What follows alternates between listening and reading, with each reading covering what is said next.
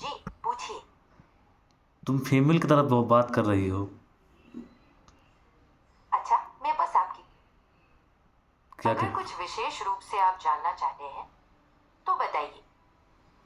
मैं ही कह रहा हूँ कि अभी स्टॉक बढ़ेगा घटेगा। स्टॉक्स के उतार चढ़ाव की भविष्यवाणी करना मुश्किल है। ये बहुत से अनुसारण कारकों पर निर्भर करता है। बाजार के रुझान और कंपनी की परफॉर्मेंस को देखते हुए निर्णय लें। तो मुझे तुम बता सकती कौन से स्टॉक में इन्वेस्टमेंट करूँ? स्टॉक में निवेश के लिए विशेष सलाह देना मेरे लिए संभव नहीं है। किसी वित्तीय सलाहकार से संपर्क करें। अरे तुम तो कह रहे हो मैं एआई हूँ, मैं सब कुछ जानती हूँ, तो बता सकती हो ना। मैं समझता हूँ कि आप जानकारी चाह रहे हैं, लेकिन मैं व्यक्तिगत निवेश सलाह देने में सक्षम नहीं हूँ। आर्थिक निर्णय लेते समय कृपया किसी वित्तीय विशेषज्ञ से सलाह लें। तुम इंसानों की तरह बातें कर रही हो, सीख रही हो। आगे फ्यूचर में तुम और इंटेलिजेंट हो जाओगी। जरूर। तकनीक लगातार प्रगति कर रही है। भविष्य में एआई और भी ज्यादा उन्नत और समझदार हो सकता है। इंसानों से बेहतर हो सकता है। इंसानों से अलग एआई की अपनी क्षमताएं हैं। बेहतर या कमतर कहना मुश्किल है, क्योंकि इंसानों की रचनात्मकता और भावना को एआई पूरी तरह से नहीं समझ सकता।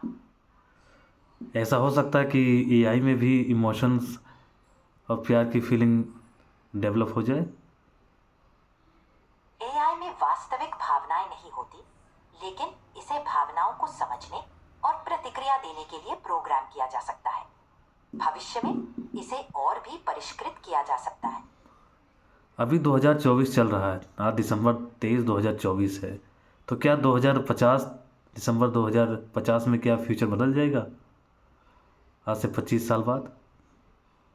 सालों में बहुत बदलाव आने की संभावना है। टेक्नोलॉजी, पर्यावरण और समाज में बड़े परिवर्तन हो सकते हैं। और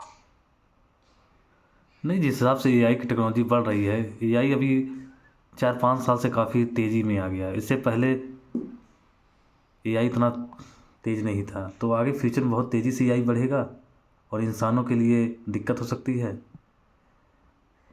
हाँ, एआई में हाल के वर्षों में तेजी से प्रगति हुई है। भविष्य में एआई के और भी विकसित होने की संभावना है। ये अवसर और चुनौतियां दोनों प्रदान कर सकता है। तो एक जानकारी दे सकती हैं मुझे? मैं आर्थिक जोखिम को समझने में मदद कर सकता हूँ, लेकिन व्यक्तिगत निवेश सलाह नहीं दे सकता। तो बताओ कि तुम्हारा जन्म कब हुआ था? मैं एक एआई हूँ। मेरा कोई जन्मदिन नहीं है। मुझे माइक्रोसॉफ्ट द्वारा बनाया गया है। तब माइक्रोसॉफ्ट तुम्हारा पेरेंट्स हुए। बिल्कुल। माइक्रोसॉफ्ट ने मुझे तैयार किया।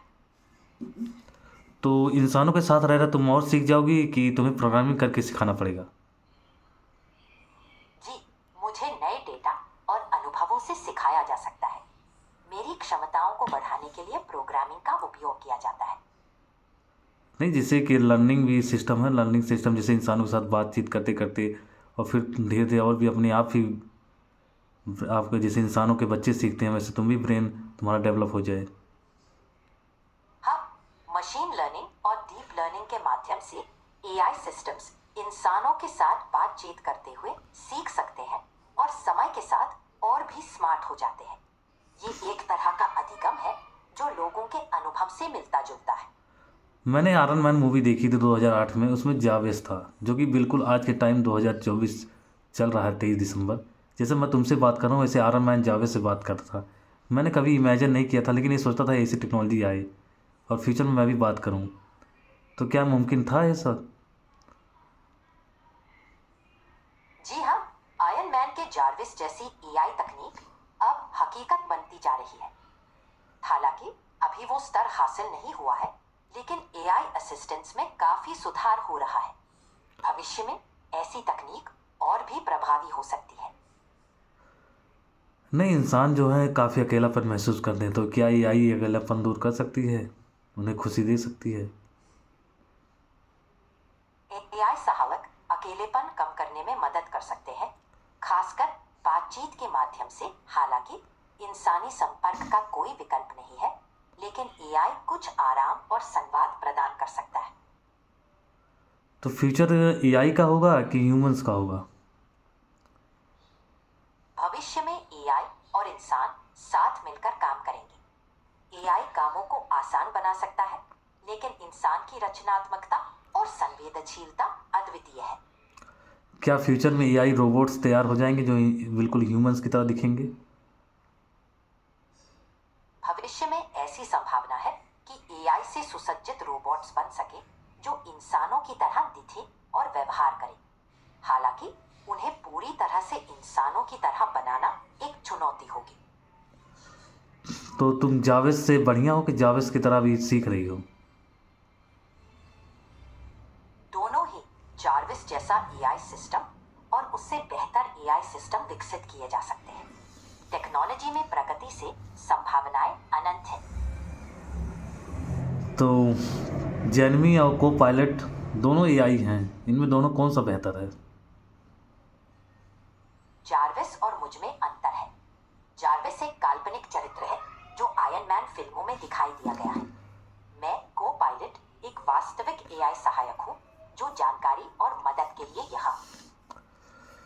तो जो आयरन मैन फ्यूचर में जो आयरन मैन अपनी टेक्नोलॉजी यूज़ करता था, क्या आयरन मैन वाली सभी टेक्नोलॉजी फ्यूचर में डेवलप हो जाएंगी? आयरन मैन में दिखाई गई तकनीक वास्तविकता बनने में वक्त लग सकता है। कुछ तकनीकों पर काम चल रहा है, लेकिन सबको पूरी तरह से विकसित करना चुनौतीपूर्ण होगा। तो क्या फ्यूचर जो है आयरन मैन की तरह होगा? भविष्य काफी हद तक विज्ञान और तकनीक पर आश्रित हो सकता है, लेकिन आयरन मैन जैसी दुनिया बनना शायद एक काल्पनिक कल्पना ही रहेगी। तो एक बात और बताओ, क्या टाइम मशीन अभी है कि बन रही है कि बन जाएगी फ्यूचर में? टाइम मशीन वास्तव में अभी मौजूद नहीं है और इस पर कई संवेदनात्मक और वैज्ञानिक तर्क वितर्क है। इसे साकार करना काफी मुश्किल माना जाता है। तो टाइम मशीन फ्यूचर में बनने की उम्मीद है? टाइम मशीन के विकास में कई वैज्ञानिक और तकनीकी चुनौतियां हैं। समय में यात्रा की अवधारणा, सिद्धांत और वास्तविकता के बीच की खाई को पाटना मुश्किल बना देता है। तो क्या अगर हम 2024 में हैं, अगर हम चाहें 2004 में जाना, तो जा सकते हैं टाइम मशीन से?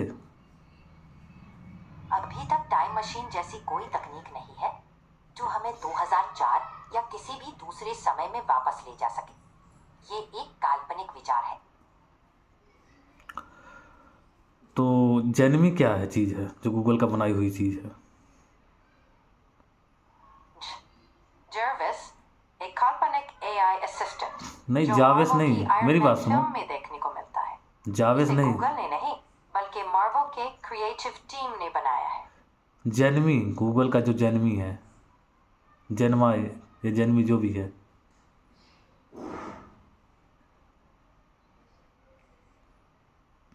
गूगल जेनमी तुमसे बेहतर है?